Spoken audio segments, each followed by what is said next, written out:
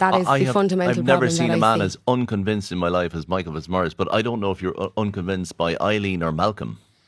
Well, all I can tell you is that Malcolm's mate, Mr. Minister Ryan, was the minister in charge of wind.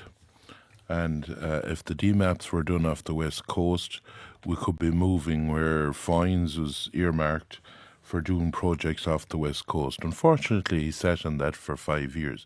We decided... Blame him, yeah, that's it. Well, listen, are they not the facts? Are you telling me I'm wrong?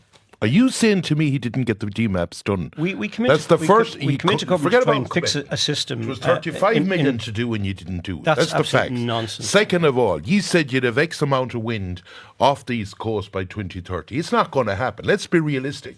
What you believe is that we're going to go into this fantasy world that we'll knock off one light here and another light will come on. Doesn't happen. What we have done is we've shut down things that might contribute to electricity. Yes, the infrastructure of the grid wasn't upgraded and should have been upgraded.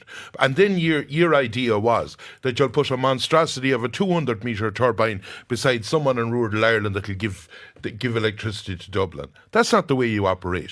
There's an opportunity, if we had done it, along the west coast, and you can have your data centres, you can have your houses, if we have put the infrastructure in place to make sure that we can produce enough. There's plenty of wind can be created. There was nothing done before we could become the Silicon Valley of Europe in the line of producing electricity, but we have sat on our hands for a number of years and we've talked and talked and talked. We haven't put the infrastructure in place and now we're in a bit of bother. What was the answer to it? The jet engines that you decided to do, and it had to be done because we're an amper.